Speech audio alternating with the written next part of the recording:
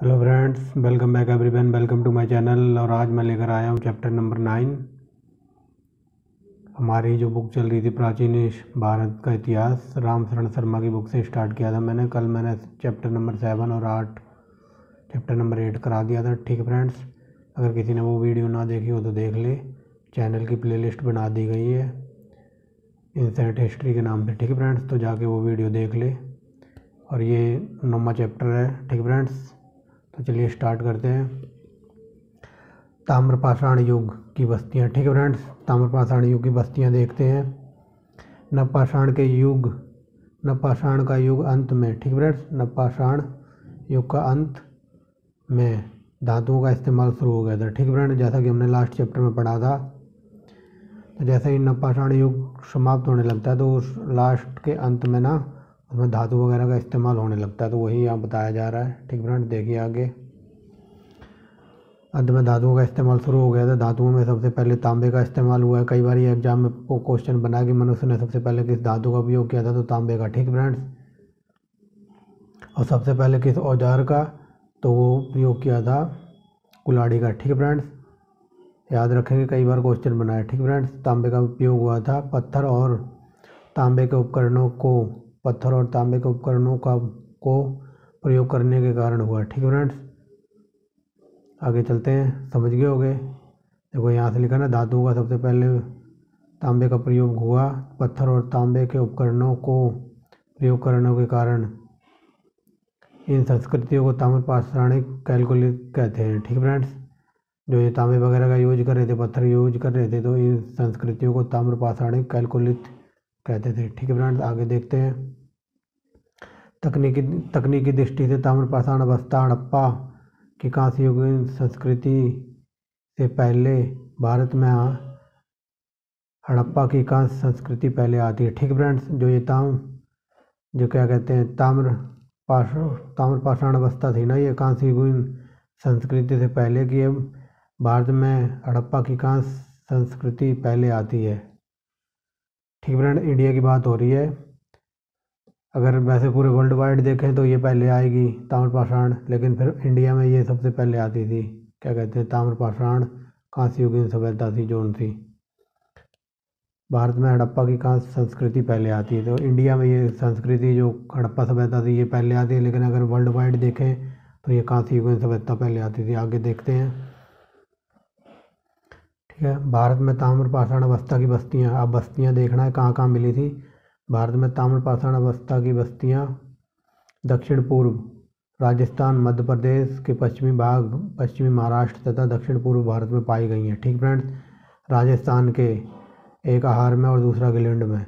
राजस्थान की जो बस्तियाँ बताई गई थी ना, ये दक्षिण पूर्व में। तो राजस्थान में 2 बस्तियाँ थी, एक आहार में और दूसरा गिलिंड में। ठीक फ्रेंड्स, आगे देखते हैं। मध्य प्रदेश में मालवा, कायथा और ऐरण की खुदाई हुई है। ठीक है फ्रेंड्स, आगे देखते हैं। एक सेकेंड, अब दिखाई दे रहा होगा। महाराष्ट्र में, अब देखते हैं महाराष्ट्र में अहमदनगर के ज़िले में जोरवे, नवासा और दहमाबाद। अहमदनगर ज़िले में जोरवे, नवासा और दहमाबाद। पुणे ज़िले में चंदौली, ये सोनगांव है, इनाम गांव, प्रकाश और नासिक, ये सभी जोरवे संस्कृति के केंद्र थे। ठीक फ्रेंड्स, इनमें से सबसे ज़्यादा क्वेश्चन ये बनाया कि जोरवे संस्कृति का जो सबसे महत्वपूर्ण केंद्र कौन था, तो वो महाराष्ट्र था। ठीक है फ्रेंड्स, महाराष्ट्र का भी अहमदनगर। याद रखेंगे, कई बार क्वेश्चन पूछा गया है। आगे देखते हैं। ईसा पूर्व 1400 से 17 के आसपास जोरवे संस्कृति विदर्भ के कुछ भागों को, ठीक है फ्रेंड्स, विदर्भ के कुछ भागों को और कोंकण प्रदेश को छोड़कर सारे महाराष्ट्र में फैली हुई थी। जैसा कि मैंने पहले बता दिया है, जोरवे संस्कृति के कई बार क्वेश्चन पूछा गया है। सबसे ज़्यादा कहाँ विकसित हुई थी, तो महाराष्ट्र में। याद रखेंगे। ठीक फ्रेंड्स, आगे देखते हैं। कई ताम्रपाषाण स्थल इलाहाबाद जिले के विंध्य क्षेत्र में भी पाए गए हैं। पूर्वी भारत में गंगा तटवर्ती चिरांद के अलावा वर्धमान जिले में पांडु, रजार, डीबी और पश्चिम बंगाल के वीरभूमि जिले में महिषदल है। ठीक फ्रेंड्स, ये बताए गए पूर्वी भारत में जो गंगा नदी के तटीवर्ती चिरांद था ना, ये बिहार में पड़ता। तो चिरांद जिले के अलावा वर्धमान जिले में पांडु, रिजार, डिब्बी और पश्चिम बंगाल है ना, पश्चिम बंगाल का जो बीरभूमि क्षेत्र है वहाँ पर महीसी दल थे, महत्वपूर्ण स्थान थे। इसके बाद आगे देखते हैं कुछ और पुरास्थलों की खुदाई हुई है, ठीक है फ्रेंड्स, जिसमें बिहार में सोनूबार, सोनपुर और ताराडीह तथा पूर्वी उत्तर प्रदेश में खैराडी और नरहन है, ठीक है फ्रेंड्स। कुछ और खुदाई हुई है जिसमें बिहार के सोनूबार और सोनपुर में और ताराडीह और पूर्वी उत्तर प्रदेश में खैराडी और नरहन जिले ये ताम्रपाषाण स्थान मिले होंगे, ठीक है फ्रेंड्स। आगे देखते हैं इस संस्कृति के लोग पत्थर के छोटे छोटे औजारों और हथियारों का इस्तेमाल करते थे, ठीक है फ्रेंड्स। आगे देखते हैं राजस्थान, ये राजस्थान है, ठीक है फ्रेंड्स। राजस्थान के आहार में, ठीक है फ्रेंड्स, ये राजस्थान में कोई जगह होगी आहार, उसकी बात बताई जा रही है। राजस्थान के आहार में वास्तव में सूक्ष्म पाषाण औजारों का इस्तेमाल नहीं हुआ था, ठीक है फ्रेंड्स। जो छोटे मोटे हथियार थे उनका इस्तेमाल बताया जा रहा है, यहाँ नहीं हुआ था। यहाँ पत्थर की कुल्हाड़ियाँ या फलकों का लगभग अभाव ही था, ठीक है फ्रेंड्स। आगे यहाँ कई सपाट कुल्हाड़ियाँ, चूड़ी, परतें मिली हैं जो सभी तांबे की हैं, ठीक है फ्रेंड्स। यहाँ मतलब ये बताया जा रहा है राजस्थान का जो आहार जिला था यहाँ सूक्ष्म पाषाण औजारों का इस्तेमाल नहीं हुआ है, ठीक है फ्रेंड्स। यहाँ पत्थर की कुल्हाड़ियाँ या फलकों का अभाव ही था, मतलब कमी थी। आगे बताया गया यहाँ कई सपाट कुल्हाड़ियाँ, चूड़ियाँ और परतें मिली हैं जो सभी तांबे की हैं। आहार का प्राचीन नाम ताम्बती था, अर्थात तांबे वाली जगह, ठीक है फ्रेंड्स। एग्जाम में पूछा जा सकता है कि आहार का पुराना नाम क्या था, तो ताम्बवती था, जिसका अर्थ है तांबे वाली जगह। आगे चलते हैं। आहार संस्कृति का काल 2100 से 1599 ईसा पूर्व, ठीक है फ्रेंड्स। 1599 ईसा पूर्व गिलुंड उस संस्कृति का केंद्र माना जाता है, ठीक है फ्रेंड्स। आगे देखते हैं, ये यहाँ तक हो गया था, गिलुंड उस संस्कृति का केंद्र माना जाता है, ठीक है फ्रेंड्स। आगे देखते हैं, महाराष्ट्र के जोरबे और चंदौली में सपाट आयताकार ताम्र कुठार पाए गए हैं और चंदौली में तांबे की छेनी मिली है, ठीक है फ्रेंड्स। यहाँ से क्वेश्चन सिर्फ एक ही बनता है कि जोरबे संस्कृति सबसे ज़्यादा विकसित कहाँ थी, जो मैंने पहले ही बता दिया, महाराष्ट्र में। इसे याद रखना, ये देखो कई बार को लाइन आ चुकी है, महाराष्ट्र में जोरबे संस्कृति। जोरबे में यहाँ आयताकार ताम्र कुठार और चंदौली में तांबे की छेनी मिली है, ठीक है फ्रेंड्स। सुना होगा छेनी हथौड़ी, जो आजकल ज़्यादातर मिस्त्रियों के पास होती है, ठीक है फ्रेंड्स। आगे चलते हैं। ताम्रपाषाण काल के बर्तन काले और लाल रंग के हैं और इनका उपयोग संस्कृति में 200 ईसा पूर्व 2000 ईसा पूर्व होता था, ठीक है फ्रेंड्स। समझ गए होंगे। ताम्रपाषाण काल के बर्तन काले और लाल रंग के हैं और इनका उपयोग या प्रयोग संस्कृति में 2000 ईसा पूर्व होता था, ठीक है फ्रेंड्स। ये लिखा है होता था, पेंसिल से लिखा है मैंने, था। आगे चलते हैं। आगे देखते हैं महाराष्ट्र, मध्य प्रदेश और बिहार में रहने वाले लोग टोंटी वाले जलपात्र, टोंटीदार घोड़ीदार तसरियाँ और घोड़ीदार कटोरे बनाते थे, ठीक है फ्रेंड्स। ये उसकी बात हो रही है जो महाराष्ट्र, बिहार और मध्य प्रदेश के में रहने वाले लोग टोंटी वाले जल पात्रों का प्रयोग करते होंगे, घोड़ीदार तसरियाँ और घोड़ीदार कटोरे बनाते थे, ठीक है फ्रेंड्स। घोड़ीदार का मतलब ये है जो डिजाइन वगैरह वाला कटोरे में डिजाइन वगैरह बनाते हुए, और ये टोंटी वाले जल पात्र का मतलब है जैसे चाय की केतली होती है ना, उसमें वो एक टोंटी सी लगी होती है, ठीक है फ्रेंड्स। देखी होगी चाय की केतली वगैरह में जो वो टोंटी सी लगी होती है, कभी दुकान पे या खोखे पे चाय पियो तो जो केतली में चाय निकाल के देता है ना उससे, जो या रेलवे स्टेशन पे तो देखी होगी, वो हाथ में लेके रखते हैं, वो जो टोंटी सी लगी होती है, उसकी बात हो रही है, ठीक है फ्रेंड्स। आई होप आप समझ गए होंगे, समझदार तो आप बचपन से ही हो। ताम्रपाषाण युग के लोग मवेशी, ठीक है फ्रेंड्स। ताम्रपाषाण युग के लोग मवेशी पालते थे, यानी मवेशी का मतलब पशु पालते थे और खेती करते थे। वे गाय, भेड़, बकरी और सूअर, भैंस रखते थे। वे हिरण का शिकार करते थे, ठीक है फ्रेंड्स। आगे चलते हैं। लोग, सिंपल भाषा में लिखा हुआ है फ्रेंड्स, जहाँ समझाने लायक होगा मैं समझाऊंगा, ठीक है फ्रेंड्स। सिंपल भाषा में लिखा हुआ है। अब जैसे यही लाइन है, लोग गौमांस तो खाते थे, ठीक है फ्रेंड्स। लोग गौमांस तो खाते थे किंतु सूअर का मांस अधिक नहीं खाते थे, तो इसमें समझाने लायक कुछ है ही नहीं। इसमें सिंपल लिखा हुआ है, गाय का मांस तो खाते थे लेकिन सूअर का मांस नहीं खाते थे ज़्यादा, ठीक है फ्रेंड्स। आगे चलते हैं। वे लोग वे लोग गेहूँ चावल उपजाते थे। ठीक फ्रेंड्स, इन मुख्य अनाजों के अतिरिक्त वे बाजरे की भी खेती करते थे। ठीक फ्रेंड्स, आगे देखते हैं। वे मसूर, उड़द और मूंग आदि कई दलहन और मटरें भी पैदा करते थे। ये मतलब ये मसूर, मूंग और उड़द, ये दाल वगैरह भी उपजाते थे और मटर भी पैदा करते थे। ठीक फ्रेंड्स, आगे देखते हैं। मटर एक रबी की फसल है, कई बार पूछी गई है, याद रखना। ये सभी अनाज महाराष्ट्र के नर्मदा घाटी में अवस्थित नवदा में पाए गए हैं। ठीक फ्रेंड, इतने सारे अनाज भारत में अन्य किसी स्थान से शायद ही मिले हो। ठीक फ्रेंड, सबसे ज़्यादा जो महाराष्ट्र की जो नवदा है नर्मदा घाटी में, सबसे ज़्यादा अनाज के साक्ष्य यही मिले हैं। ठीक फ्रेंड्स, याद रखेंगे।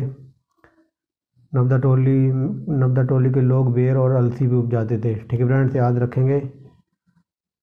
मछली और भात पूर्वांचल लोगों का आहार बन गई थी, जो आज भी है। ठीक है, देखा होगा आपने बंगाल, जो पूर्व की तरफ ये बंगाल और ये पूर्वी राज्य हैं, तो यहाँ पर ज़्यादातर मछली और भात ही खाया जाता है, आज भी प्रचलित है। ठीक फ्रेंड्स, ताम्रपाषाण युग के लोग प्राय पक्की ईंटों से अपरिचित थे। ठीक फ्रेंड्स, ताम्रपाषाण युग के लोग प्राय पक्की ईंटों से परिचित नहीं थे, यानी कि अपरिचित थे, उनको ज्ञान नहीं था। केवल लिखा हुआ फ्रेंड्स पेंसिल से, केवल गिलुंड में 1500 ईसा पूर्व के आसपास पक्की ईंटों का इस्तेमाल हुआ है। ठीक फ्रेंड्स, ताम्रपाषाण के लोग, उनको पक्की ईंटों के बारे में कोई नॉलेज नहीं होगी, लेकिन 1500 ईसा के आसपास गिलुंड में पक्की ईंटों का इस्तेमाल हुआ है। ठीक फ्रेंड्स, अब देखते हैं आगे। ठीक है फ्रेंड्स, चैप्टर ज़्यादा बड़ा नहीं है, ना ज़्यादा बड़ी वीडियो बनेगी, जल्दी निपटा देंगे। ताम्रपाषाण इनाम गांव। ठीक है फ्रेंड्स, ये इनाम गांव कहाँ पड़ता था, याद है ना, ये पुणे में चंदौली जिला था, वहाँ पड़ता था ये। तो देखिए, ताम्रपाषाण इनाम गांव, इसमें 100 से अधिक घर और कई कब्रें पाई गई हैं। ठीक है फ्रेंड्स, ताम्रपाषाण जो स्थल था ना, ये इनाम गांव, इसमें 100 से अधिक घर और कई कब्रें पाई गई हैं। ठीक फ्रेंड्स, आगे देखते हैं। ताम्रपाषाण युग के लोग कार्लेनियन, सेटेटाइट और क्वार्ट्ज क्रिस्टल जैसे अच्छे पत्थरों के मनके और गुटकाएँ बनाते थे। ठीक है फ्रेंड्स, दिखाई दे रहा होगा। जो ताम्रपाषाण युग के लोग थे ना, ये कार्लेनियन पत्थर, मतलब बहुत अच्छा पत्थर, जो सेटेटाइट और क्वार्ट्ज क्रिस्टल जैसे अच्छे पत्थरों से ये मनकाएँ और गुटकाएँ बनाते थे। ये लोग कताई और बुनाई भी जानते थे, क्योंकि मालवा में चरखे और तकलियाँ मिली है। ठीक फ्रेंड्स, ये लोग कताई और बुनाई भी जानते थे, क्योंकि मालवा में चरखे और तकलियाँ मिली हैं। इससे यह सिद्ध होता है कि वे लोग वस्त्र निर्माण से सुपरिचित थे, यानी कि उन्हें वस्त्र वगैरह बनाने की जानकारी थी, इसीलिए तो ये चरखे और तकलियाँ मिली हैं। ठीक फ्रेंड्स, इनाम गांव में कुंभकार, धातुकार, हाथीदांत के शिल्पी, चूना बनाने वाले और खिलौने की मिट्टी की मूर्तें, टेराकोटा बनाने वाले कारीगर भी दिखाई देते हैं। ठीक फ्रेंड्स, ये बात हो रही है क्योंकि यहाँ इनाम गांव में कुंभकार, धातुकार, हाथीदांत के शिल्पी, चूना बनाने वाले और खिलौनों की मिट्टी की मूर्तें, जिन्हें टेराकोटा कहा जाता है, बनाने वाले कारीगर भी दिखाई देते हैं। ठीक फ्रेंड्स, आगे देखते हैं। पूर्वी भारत में चावल उपजता था। ठीक फ्रेंड्स, पूर्वी भारत में चावल उपजता था, तो पश्चिमी भारत में जौ और गेहूँ। ठीक फ्रेंड्स, और देखते हैं बढ़ के आगे। महाराष्ट्र में, ये कई बार क्वेश्चन बनाया, अभी बताता हूँ कौन सा क्वेश्चन था। महाराष्ट्र में लोग मृतक को कलश में रखकर अपने घर के फर्श के अंदर उत्तर से दक्षिण स्थिति में गाड़ते थे। ठीक फ्रेंड्स, क्वेश्चन ये बनाया कि महाराष्ट्र में जो लोग अपने मतलब जो क्या कहते हैं डेड बॉडी को कौन सी दिशा में गाड़ते, तो उत्तर दक्षिण में। ठीक फ्रेंड्स, और वही कलश में रखकर, कई बार क्वेश्चन ये बनाया, याद रखेंगे, क्योंकि इनके पास ना हड़प्पाई लोगों की तरह अलग अलग कब्रिस्तान नहीं होते थे, इसलिए ये अपने घर में ही गाड़ देते थे, उत्तर से दक्षिण ऐसे ऐसे। ठीक फ्रेंड्स, आगे देखते हैं। कई बार क्वेश्चन बना है, याद रखना। थोड़ा और करते हैं। ये देखो, इस लिखा है ना, इस युग के लोग मातृ देवी की पूजा करते थे, यानी कि ताम्रपाषाण युग के लोग मातृ देवी की पूजा करते थे। इनाम गांव में मातृ देवी की प्रतिमा मिली है। ठीक फ्रेंड, इनाम गांव में मातृ देवी की प्रतिमा मिली है। मालवा और राजस्थान में मिली रूढ़ शैली में बनी मिट्टी की वृषभ मूर्तिकाएँ यह सूचित करती हैं। वृषभ माने सांड। ठीक फ्रेंड्स, याद रखेंगे, सांड किसी की राशि भी होती है ना, वृषभ, देखते हो कि राशि वगैरह, तो राशि में वो वृषभ की जगह वो सांड नहीं छपा होता चित्र में, तो उसी की बात हो रही है। मालवा और राजस्थान में मिली रूढ़ शैली से बनी मिट्टी के वृषभ मूर्तिकाएँ यह सूचित करती है कि वृषभ, ये देखो लिखा है ना वृषभ का, ब्रैकेट में सांड, वृषभ सांड धार्मिक प्रतीक था। ठीक है फ्रेंड्स, आगे देखते हैं ताम्रपाषाण समाज में असमानता आरंभ हो चुकी थी। ठीक है फ्रेंड्स, मतलब भेदभाव आरंभ हो चुका था। ताम्रपाषाण समाज में असमानता आरंभ हो चुकी थी। जोरवे में, ये लिखा है जोरवे में। आगे देखते हैं, जोरवे में सरदार और उसके नातेदार आयताकार मकानों में रहते थे। ठीक है फ्रेंड्स, जोरवे में सरदार और उसके रिश्तेदार या नातेदार आयताकार मकानों में रहते थे और गोल झोपड़ियों में रहने वाले लोगों पर प्रभुत्व रखते थे, मतलब उनको अपने नीचे रखते थे, गुलाम वगैरह बना के। ठीक फ्रेंड्स, ये लिखा हुआ है, सरदार और उसके नातेदार आयताकार मकानों में रहते थे और गोल झोपड़ियों में रहने वाले लोगों पर प्रभुत्व रखते थे, मतलब उन पर अपना पूरा हक जमाते होंगे।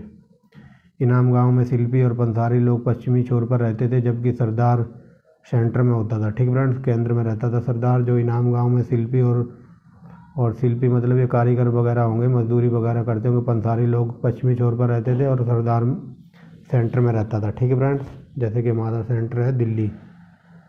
आगे देखते हैं, राजस्थान में खेतड़ी ताम्रपट्टी के सीकर झुंझुनू क्षेत्र में तांबे के समृद्ध खानों के समीप पड़ता था। ठीक फ्रेंड्स, एक सेकंड, यहाँ से है ये गणेश स्थल। ठीक फ्रेंड्स, गणेश स्थल ये है ऊपर, गणेश स्थल राजस्थान में खेतड़ी ताम्रपट्टी के सीकर झुंझुनू क्षेत्र में तांबे के समृद्ध खानों के निकट पड़ता था। इस क्षेत्र की खुदाई में निकले तांबे की वस्तुएं हैं। देखते हैं क्या क्या निकला था। तीर के नोक, बर्छे के फल, बरसियां, स्लेट, कंगन, छेनी आदि। ठीक फ्रेंड्स, इसकी बात हो रही है गणेश्वर स्थल की। और ये तांबे जो राजस्थान की, जो आज भी हमारे देश में जो राजस्थान में जो तांबे की खेतड़ी खान है ना, उसकी बात हो रही है। लिखा है ना, तांबे की खेतड़ी पट्टी के साथ झुंझुनू क्षेत्र में ये गणेश स्थल है ना, इसके पास ही पड़ता था खेतड़ी जो तांबे की खान है। ठीक फ्रेंड, और यहाँ पे खुदाई हुई है। खुदाई में तीर की नोक निकली है, बर्छे निकले हैं, बरसलियाँ निकली, स्लेट और कंगन, छेनी आदि मिले हैं। ठीक फ्रेंड्स, आगे देखते हैं, इस स्थान में बहुत से पत्थर के छोटे छोटे औजार मिले जिसे माइक्रोलिथ कहते हैं। ठीक फ्रेंड्स, ये क्वेश्चन कई बार पूछा गया है कि छोटे छोटे हथियारों को क्या कहा जाता था, उनको माइक्रोलिथ कहा जाता था। याद रखेंगे, ये बात मैंने पिछली वीडियो में आपको बताई थी। गणेश्वर के जवाब को 2800 से 22 ईसा पूर्व माना जा सकता है। क्यों? इसलिए इसकी बहुत सी वस्तुएं परिपक्व हड़प्पा संस्कृति के पूर्व की हैं। ठीक फ्रेंड्स, जो इसका काल बताया 2800 से 2200 ईसा पूर्व माना जा सकता है और इसकी बहुत सी वस्तुएं हड़प्पा संस्कृति के पूर्व की हैं। गणेश्वर मुख्यतः हड़प्पा को तांबे की वस्तुओं का आपूर्ति करता हुआ, जो ये गणेश्वर वगैरह होगा ना, यहाँ से हड़प्पा वासी तांबे की वस्तुएं वगैरह ले जाते होंगे। ठीक फ्रेंड्स, आगे देखते हैं, तिथि क्रम की दृष्टि से भारत में ताम्रपाषाण बस्तियों की तीन लिखा हुआ है, 3 श्रृंखलाएँ हैं। ठीक फ्रेंड्स, एक सेकेंड। ठीक फ्रेंड्स, अब दिखाई दे रहा होगा, बस्तियों की 3 श्रृंखलाएँ हैं। ठीक फ्रेंड्स, प्राक हड़प्पीय। ठीक फ्रेंड्स, यहाँ से देखिए 3 श्रृंखलाएँ हैं। प्राक हड़प्पीय कुछ हड़प्पा संस्कृति के समकालीन है, कुछ हड़प्पोत्तर है। ठीक फ्रेंड्स, आगे देखते हैं, राजस्थान के कालीबंगा और हरियाणा की बनावली में प्राक हड़प्पीय अवस्था ताम्रपाषाणिक है। जो हरियाणा, जो क्या कहते हैं, राजस्थान का कालीबंगा और हरियाणा का बनावली की जो हड़प्पा है ना, ये प्राक हड़प्पीय अवस्था ताम्रपाषाणिक है। ठीक फ्रेंड्स, ये क्वेश्चन कई बार बनाया है कि ये कालीबंगा कहाँ पड़ता है, तो राजस्थान में पड़ता है, और हरियाणा का ये बनावली कहाँ पड़ता है, तो ये हरियाणा में पड़ता है। कई बार क्वेश्चन बना, तो याद रखना इनके नाम और ये करंट लोकेशन आज की। ठीक फ्रेंड्स, कायता संस्कृति लगभग 2000 से 1800 ईसा पूर्व जो हड़प्पा संस्कृति की घनिष्ठ समकालीन है। ठीक फ्रेंड्स, ये कायता संस्कृति है, ये हड़प्पा कालीन की घनिष्ठ समकालीन मानी जाती है। आगे देखते हैं, मालवा संस्कृति 1700 से 1200 ईसा पूर्व हड़प्पा संस्कृति से पृथक मानी जाती है। जो मालवा संस्कृति है, ये हड़प्पा संस्कृति से अलग मानी जाती है। जोरवे संस्कृति 1400 से 700 ईसा पूर्व, जो आगे देखते हैं, जो अंशतः भारत के मध्य और पश्चिमी भागों में ताम्रपाषाण संस्कृति 1200 ईसा पूर्व में या 1000 ईसा पूर्व में आते जाते लुप्त हो गई। केवल जोरवे संस्कृति 700 ईसा पूर्व तक जीवित रही। ठीक है फ्रेंड्स, आगे देखते हैं, बस्तियों के लुप्त हो जाने का कारण लगभग 1200 ईसा पूर्व वर्षा की कमी मानी जाती है। ठीक फ्रेंड, जो बस्तियाँ लुप्त वगैरह हो गई बारिश ना होने के कारण से बस्तियाँ लुप्त हो गई होंगी, या फिर गाँव छोड़ के चले हुए होंगे क्योंकि पानी की किल्लत होगी उस टाइम। ठीक फ्रेंड्स, आगे देखते हैं। लाल मिट्टी वाले क्षेत्रों में ताम्रपाषाण अवस्था के तुरंत बाद लोह अवस्था आ धमकी। ठीक फ्रेंड्स, और धीरे धीरे लोगों का पूरा खेतीहर बना दिया। ठीक फ्रेंड्स, जो लाल मिट्टी वाले क्षेत्र थे ना, वहाँ ताम्रपाषाण अवस्था के तुरंत बाद लोह अवस्था आ गई होगी और धीरे धीरे लोगों को पूरा खेतीहर बना दिया। मतलब लोहे का ज्ञान वगैरह हो गया होगा, अच्छी चीज़ें बना ली होंगी लोहे से खेती बाड़ी के लिए। ठीक है फ्रेंड्स, आगे देखते हैं। अब देखेंगे जो ये ताम्रपाषाण अवस्था हम पढ़ रहे थे ना, इसके महत्व क्या थे। ठीक फ्रेंड्स, जलोढ़ मिट्टी वाले मैदानों और घने जंगलों वाले क्षेत्र को छोड़ प्राय देश भर में ताम्रपाषाण संस्कृत अवशेष मिले। ठीक फ्रेंड्स, जो जलोढ़ वाला इलाका होगा और जो घने जंगल वगैरह होंगे उस क्षेत्र को छोड़ के पूरे देश में ताम्रपाषाण संस्कृति के अवशेष मिले हैं। ठीक फ्रेंड्स, आगे देखते हैं। गंगा क्षेत्र की ताम्रपाषाण संस्कृति में तांबे के औजार बहुत कम मिले हैं। ठीक फ्रेंड, जो ये गंगा वाला इलाका है ना, तो इसमें तांबे के औजार बहुत कम मिले हैं। पश्चिमी भारत और मध्य भारत की संस्कृति में वे अधिक मिले हैं। ठीक फ्रेंड, जो पश्चिमी इलाका है और जो हमारा मध्य भारत का एरिया है वहाँ पर इनके औजार वगैरह ताम्रपाषाण औजार बहुत अधिक मिले हैं। ठीक फ्रेंड, वही बताया जा रहा है। चित्रित मृत भांडों का सबसे पहले इस्तेमाल इन्होंने ही किया था, यानी कि ताम्रपाषाण युग के लोगों ने। चित्रित मृत भांड, यही बर्तन थे ना, जो चित्रित मृत भांडों की बात बताई जा रही है। जो चित्र मतलब ये मृत भांडों का मतलब होता है बर्तन वगैरह, जो जिन पे बर्तनों पे चित्र वगैरह बनाने की जो क्रियाकलाप होगा है वो इन्हीं लोगों ने सबसे पहले इस्तेमाल किया था, वही बताया गया है। ठीक फ्रेंड्स, आगे देखते हैं। यहाँ से देखिए, बे लोटा और थाली दोनों का प्रयोग करते थे। यहाँ से लिखा हुआ है बे लोटा और थाली का दोनों का प्रयोग करते। दक्षिण भारत में नवपाषाण अवस्था अलक्षित। ठीक फ्रेंड्स, नवपाषाण अवस्था अलक्षित रूप से ही ताम्रपाषाण अवस्था में परिगत हो गई। इन संस्कृतियों को नवपाषाणी ताम्रपाषाण संस्कृति का नाम दे दिया गया। ठीक फ्रेंड्स, आगे देखते हैं। अब इनकी कुछ दुर्बलताएं देख लेते हैं। ताम्रपाषाण संस्कृति की कुछ दुर्बलताएं कि इनकी कमियां क्या क्या थीं, किस चीज़ से ये दुखी थे, देखते हैं फ्रेंड्स।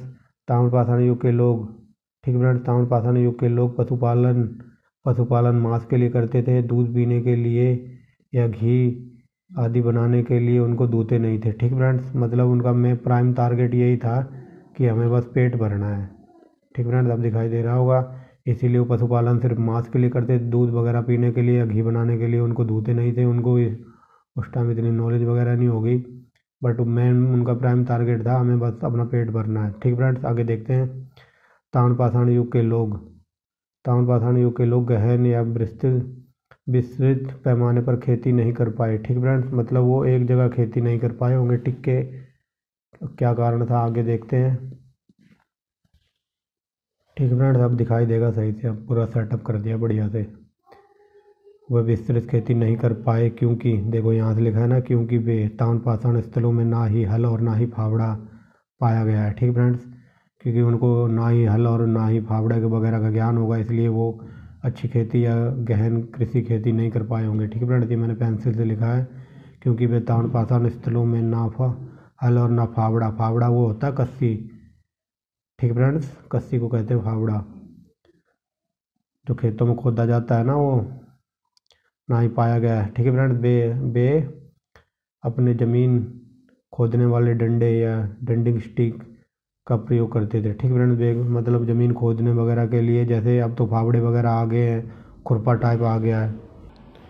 ठीक फ्रेंड्स, क्योंकि ना तो उनको हल का ज्ञान था ना ही फावड़े वगैरह का, तो वो अपने डंडों से ही अपनी खेतों को खोदते होंगे। ये लिखा है ना, खोदने वाले डंडे या डंडिंग स्टिक से का प्रयोग करते थे खोदने के लिए। ठीक फ्रेंड्स, इसलिए यहाँ लिखा हुआ है, इसलिए वे केवल झूम कृषि करते थे। झूम कृषि वगैरह ये पूर्वोत्तर साइड में होती है कि जंगलों को काट के साफ कर दिया, वहाँ खेती कर ली, और जब तक वो ज़मीन उर्वरक रही मतलब फसल अच्छी होती रही तो वहाँ फसल करते रहे, फिर उस स्थान को छोड़ के चले जाते थे, उससे झूम खेती करते हैं जो आज भी होती है बड़े पैमाने पर। ठीक फ्रेंड्स, इसलिए वे केवल झूम कृषि करते थे, झूम खेती करते थे। ठीक फ्रेंड्स, लोहे के उपकरणों का प्रयोग, ये देखो यहाँ लिखा है ना, लोहे के उपकरणों का प्रयोग ताम्रपाषाण संस्कृति में था ही नहीं। ठीक फ्रेंड्स, लोहे के उपकरणों का प्रयोग ताम्रपाषाण संस्कृति में था ही नहीं। ये देखिए लिखा है संस्कृति में था ही नहीं। ठीक फ्रेंड्स, ऊपर लिखा है पहली लाइन में ही। आगे चलते हैं। ताम्रपाषाण संस्कृति तत्वतः ग्रामीण पृष्ठभूमि पर खड़ी थी। ठीक फ्रेंड्स, ज़्यादातर जो ये लोग वगैरह होंगे ग्रामीण वगैरह होंगे। ठीक फ्रेंड्स, वही बताया गया है ताम्रपाषाण संस्कृति तत्वतः ग्रामीण पृष्ठभूमि पर खड़ी थी। बे, यहाँ देखिए अब बे लोग, ये लिखा है ना, बे लोग तांबे में टीन को मिश्रित करके कांसा नहीं बना सकते थे। ठीक फ्रेंड्स, क्योंकि उनको ज्ञान वगैरह नहीं होगा। वे लोग तांबे में टीन को मिश्रित करके कांसा नहीं बनाना नहीं जानते थे। ठीक फ्रेंड्स, इस लाइन से कई बार क्वेश्चन बना है, ज़्यादातर जनरल साइंस में बना है कि तांबे और क्या कहते हैं, तांबा किसका मिश्रण है, तो क्या कहते हैं, कांसे और टीन का। ठीक फ्रेंड्स, याद रखेंगे। अब चलते हैं लास्ट पैरे की तरफ। ताम्रपाषाण निधियाँ और गैरिक मृत बांड। ठीक फ्रेंड्स, देखते हैं क्या क्या वगैरह मिला था उस टाइम।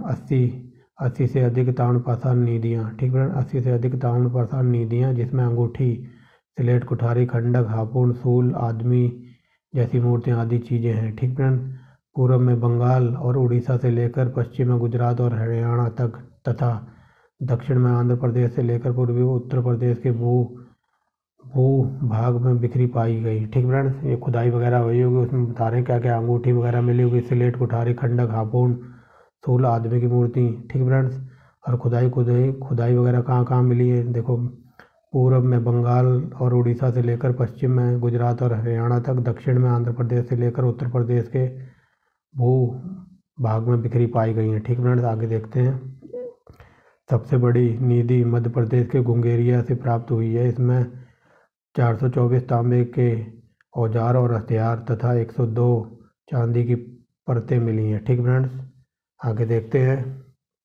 जिनका यूपीएससी में और या फिर यूपीपीसीएस में मेंस में जो क्या ऑप्शनल सब्जेक्ट होता है ना हिस्ट्री का, वो यहाँ से क्वेश्चन जरूर आता है। आप पेपर उठा के देख लेना, मेंस में क्वेश्चन इस चैप्टर से, 7वें चैप्टर 8वें से और 9वें से क्वेश्चन जरूर पूछा जाता है। एक आधी संस्कृत उठा के जरूर डाल देते हैं पेपर में, इसीलिए मैं आप लोगों को इतना डिटेल में पढ़ा रहा हूँ। ठीक है फ्रेंड्स, आगे देखते हैं। ये लोग स्थायी जीवन बिताने वाले थे।